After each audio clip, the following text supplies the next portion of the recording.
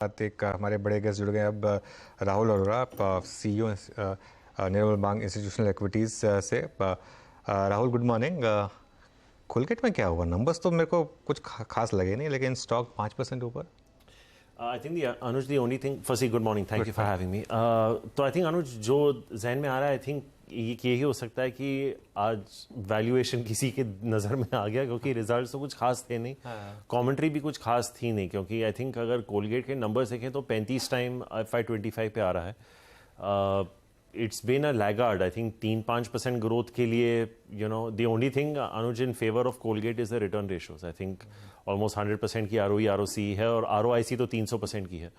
तो ऐसा तो कुछ खास है नहीं, पता नहीं अगर मार्केट को किसी कॉर्पोरेट एक्शन की भनक लग गई है बाय वे ऑफ बायबैक और समथिंग, जो हमें नहीं पता, लेकिन ऐसा तो कुछ रिजल्ट्स में था नहीं या कमेंट्री में ऐसी कोई चीज़ थी नहीं जिसकी वजह से। The only thing that I can think of is ITC के बाद शायद ये सबसे सस्ता FMCG स्टॉक है अभी मार्केट में, और हो सकता है थोड़ा एक portfolio you know allocation towards valuation हो, लेकिन उसके अलावा ऐसे कुछ बात जहन में आ नहीं रही कि जिस वजह से कोलगेट को 4% ऊपर होना चाहिए। Okay, what about other FMCG Rahul? क्योंकि Nestle, Lever, Britannia, Godrej consumer, कहीं भी नज़र डाल लीजिए आप, सब में बहुत तेज़ मोमेंटम है इस समय। जी, आई थिंक वो सही है अनुज, बिकॉज आई थिंक सारे जो आप बात कर रहे हैं वो एक्चुअली गोदरेज कंज्यूमर का तो डोमेस्टिक वॉल्यूम ग्रोथ 10-11% था। बाकी सब के आप देखें तो 3-4% से लेके 7-8%, ओवरऑल 6% के आसपास का था।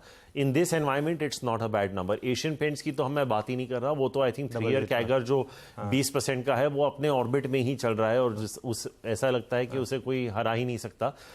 But you know, full credit to Asian Paints. लेकिन आई थिंक जैसे हमारी आई थिंक कुछ महीने पहले भी चर्चा हो रही थी कि अगर IT में अगर स्लो डाउन आ जाए, और देखिए अनुज क्या हो रहा है कि बैंक्स आज की डेट में जो है ना वो पीक निम्स पे चल रहे हैं, पीक ROE पे चल रहे हैं, बेस्ट ऑफ एसेट क्वालिटी पे चल रहे हैं, बेस्ट ऑफ क्रेडिट ग्रोथ पे चल रहे हैं, और वैल्यूएशन भी हाई हो गया। वैल्यूएशन बहुत हाई। आप देखिए अनुज, ICICI बैंक पिछले 2-3 क्वार्टर से अर्निंग्स को बीट कर रहा है, लेकिन स्टॉक एग्जैक्टली, क्योंकि ये इतना सब कुछ इतना पीक पे हो गया है कि यहाँ से और आपको कुछ बैंकों में नेट इंटरेस्ट मार्जिन सीक्वेंशियली गिरने को दिखना चालू हो गया है। ये जो डिपॉजिट फाइट की हम बात करते हैं, बिल्कुल, तो उसके अगर चलते हैं, और IT अगर US का स्लो डाउन, अनुज जो लास्ट प्रिंट आया था US का GDP का, वो 2.6 से 1.1% आ गया था। जो कंज्यूमर सेंटिमेंट डेटा US में आया था फ्राइडे को, वो 6 महीने के लो पे था। पेंडिंग होम सेल्स डेटा भी काफी महीनों के लो पे चल रहा है। तो स्लो डाउन / रिसेशन के आसार नजर आ रहे हैं US में। तो अगर बैंक्स पे अगर चैलेंज हो जाए और अगर IT पे चैलेंज हो जाए तो मार्केट में 2 ही और दिग्गज बचते हैं, एक रिलायंस इंडस्ट्रीज है और एक कंज्यूमर है। तो यहां पे थोड़ा मुझे लगता है कि फ्लोज जा सकते हैं, खास करके अगर मॉनसून इतना खराब नहीं हुआ। ये एक प्री इलेक्शन ईयर है, आई एम श्योर सरकार गरीबों या रूरल के लिए कुछ ज्यादा करेगी as the year goes on. वो स्पेंडिंग अगर किकर आ जाए अनुज, और अगर वॉल्यूम ग्रोथ 8-10% की तरफ चला जाए, और इन्फ्लेशन का जो आंकड़ा है 4.7% जो आया है, इन्फ्लेशन आपके फेवर में चला जाए, तो अगर इन्फ्लेशन आपके फेवर में चला जाए और वॉल्यूम ग्रोथ 8-10%, तो आपकी अर्निंग्स आराम से 17-18% कंपाउंड हो जाएगी। तो फिर ये फ्लोज टैक्टिकली शिफ्ट हो जाएंगे। एशियन पेंट्स की आपने बात की, अलग ही ऑर्बिट में है, हालांकि स्टॉक अभी भी अपने हाई से थोड़ा दूर है। एशियन पेंट्स, पिडिलाइट, क्या अभी भी आपके टॉप पिक्स में होंगे ये? देखिए अनुज, वैल्यूएशंस पे जस्टिफाई करना बहुत मुश्किल है। आई थिंक जिस तरह से ये ट्रेड कर रहे हैं, तो इनको अगर मुझे बाय देना होगा तो जो वैल्यूएशन पे आज ट्रेड कर रहे हैं, मुझे उनको कम से कम 15 से 20x ऊपर, 15 से 20% ऊपर वैल्यूएशन देना पड़ेगा। तो I would have to value Asian Paints at 60-65 times.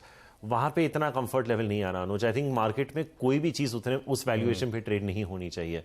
I know कि अगर आप डिलीवरी कर रहे हैं, जैसे आप एशियन पेंट्स की बात करें, आप उसमें चोला भी डाल दीजिए, चोला की क्या वैल्यूएशंस होंगे? 7, 7.5, 8 टाइम बुक। बजाज फाइनेंस की वैल्यू होगी ऑलमोस्ट। एग्जैक्टली, तो आई थिंक शायद बजाज फाइनेंस से ज्यादा होगी अनुज। आई थिंक क्योंकि बजाज फाइनेंस ऑफ लेट काफी यू नो करेक्ट भी हुआ है। तो I think the market is happy rewarding it short term जहां रिजल्ट्स आते हैं, बट वैल्यूएशन रीरेटिंग मुझे इन सेक्टर्स में टफ लगती है। बट फैंटास्टिक क्या हो जाता है ना अनुज कि ये वैल्यूएशंस पे आपका मार्जिन फॉर फेलियर नहीं होता, क्योंकि योर प्राइस टू, आप डीमार्ट ले लीजिए अनुज, डीमार्ट एक तरफ से रिटेल स्पेस का HDFC बैंक है, उस वैल्यूएशन पे मार्केट पकड़ के चलता है कि इसको 18-20% का ग्रोथ दिखाना है। तो अगर आप एबिडा और पैट सिंगल डिजिट्स में दिखाएंगे तो ऑब्वियसली मार्केट आपको उसी तरह से, और HDFC बैंक भी इस दौर से गुजर चुका है। सो आई थिंक यहां से बाय बोलना एशियन पेंट्स पे थोड़ा मैं हिचकिचाऊंगा, लेकिन full credit to the management for doing what they are. I think valuation sustain तो कर जाएंगे। मैं ये कहूंगा कि अगर आपके पास है तो बेचिए मत, अभी वो मैं कहूंगा। लेकिन हाँ। अच्छा, बैंक निफ्टी अब सिर्फ 200 पॉइंट दूर रह गया ऑल टाइम हाई से। वीरू, आपके पास कोई सवाल राहुल के लिए? मैं एग्जैक्टली जब रेट सेंसिटिव्स की बात हो रही थी ना अनुज, तो मैं यही पूछने वाला था राहुल से। राहुल, आप रियल स्टेट स्पेस को देखिए, जिस दिन से ये पॉज हमें मिला है, सब्सटेंशियल मूव, और आपके बात करते करते मेरे बात करते करते डीएलएफ मल्टी डेकेड हाई पर है, लगभग 13-14 साल के अगर आप देखें हाई पे खड़ा हुआ है। रियल स्टेट में आप क्या कर रहे हैं, एचएफसीज में आप क्या कर रहे हैं? तो आई थिंक वीरू, ये स्पेस, अब डीएलएफ की आपने चर्चा की, कुछ 2-3 महीने की पहले की बात है कि 3 दिनों में उन्होंने कुछ 8-8.5 हज़ार करोड़ की सेल्स कर ली थी। तो ऑब्वियसली उसके चलते रिजल्ट्स अच्छे आने ही वाले थे। डीएलएफ के अलावा अगर आप प्री सेल्स नंबर्स देख लीजिए, जो रियल एस्टेट कंपनीज आंकड़े आने से पहले डिक्लेयर करते हैं, काफ़ी हद तक सारों के बहुत स्ट्रांग थे। आई थिंक मुझे याद है अभी शोभा के भी काफ़ी हद तक स्ट्रांग थे। तो आई थिंक क्या होता है ना वीरू, के जो डीएलएफ आप बोल रहे हैं कि आप मल्टी ईयर हाई पे है, ये मत भूलिए वीरू कि इसका हाई 1250 या 1300 था 2008 के समय में। तो वहां से गिर के आई थिंक ये करीबन 150-200 के आसपास हो गया था। तो ऑब्वियसली वहां से आपको लगेगा कि एक मल्टी बैगर हो गया। लेकिन आई थिंक ये बात सही है कि एक तरफ से थोड़ा दौर बदल रहा है, क्योंकि हमें भी लगता है कि इंटरेस्ट रेट हाइक्स मोटा मोटी हो चुके हैं सिस्टम में, और जिस तरह के प्री सेल्स नंबर्स आ रहे हैं काफ़ी स्ट्रांग हैं। HFCs में आई एम नॉट श्योर कि इस वक्त बहुत ज़्यादा कंफर्ट है, लेकिन अगर आपको लेना ही हो तो हम आज भी रेकमेंड करेंगे कि आप HDFC लिमिटेड में ही रहें। आई नो एक मर्जर का ओवरहैंग है और चीज़ें कैसे होंगी उस पर थोड़ा एक सवालिया निशान है, लेकिन जिस तरह के आंकड़े अभी भी HDFC लिमिटेड से आ रहे हैं, आई थिंक जिस तरह कॉस्ट टू इनकम रेशियो 10% के आसपास है, आई थिंक बहुत कम कंपनियां होंगी इस पूरे सेक्टर में जो उस लेवल पे, उस कॉस्ट स्ट्रक्चर पे काम कर रही हैं और फिर भी आपको 15% का ग्रोथ दे रही हैं। तो आई थिंक हाउसिंग फाइनेंस में मेरा झुकाव शायद HDFC लिमिटेड की तरफ होगा, लेकिन you can be selectively positive on real estate even beyond DLF। I think names like Shobha, Prestige एक और नाम है, और अगर आप कमर्शियल में जा रहे हैं तो फीनिक्स मिल्स भी देख सकते हैं और नेस्को भी देख सकते हैं। आई थिंक ये कुछ नाम है रियल एस्टेट में जहां पे हमारा पॉजिटिव झुकाव है। जैम, और इस बीच एक स्टॉक और आप देखिए आपकी स्क्रीन पे, जिस पे अनुज और मैं आई थिंक शुक्रवार को फोकस कर रहे थे, ल्यूपिन ने अपना इस दौर का नया हाई छुआ, 780 का जोन लगा के आया। बात उस दिन शुरू हुई थी करीब 757 पे। राहुल, कोई फार्मा एडिशन किया है क्या पिछले लगभग 3 महीने के अंतराल में आप लोगों ने, या फिर किसी पे थोड़ा सा कन्विक्शन बनता हुआ आप लोगों का? दो ही नाम Veeru, I think large cap में सन फार्मा और मिड कैप में JB केमिकल्स। आई थिंक हम एक्सपोर्ट रिलेटेड फार्मा कंपनी से थोड़ा दूर रहेंगे। आप लुपिन का जिक्र कर रहे थे, even though results have been good Veeru, हमारे नंबर्स पे FY25 में भी ये 10% का ROE ROC नहीं बनाएगा। तो आई थिंक लुपिन से थोड़ा दूरी फिलहाल रहना बेटर रहेगा।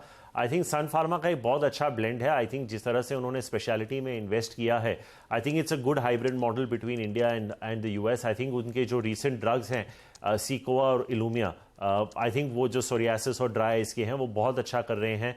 जो विमेन हाइजीन के उन्होंने एक्विजिशन की थी वो भी काफ़ी हद तक अच्छा कर रही हैं। और JB केमिकल्स, अगर आप IPM और जो डोमेस्टिक डेटा पॉइंट्स आप देखें इंडस्ट्री के, it's actually out performing on most therapies, और आई थिंक 18-20% की ग्रोथ हम लेके चल रहे हैं।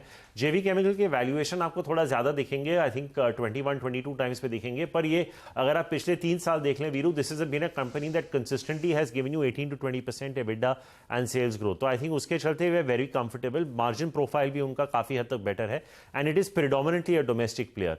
एक तीसरा नाम आई थिंक जो आता है, क्योंकि थोड़ा बहुत इसमें करेक्शन ऑफ लेट भी आया है, वो है सिप्ला, बट इससे ज्यादा मैं फार्मा में इस वक्त वेंचर नहीं करूंगा। ओके, अच्छा राहुल, जरा 2 मिनट वेट करिए हमारे लिए, क्योंकि हम हमारे एक प्लांट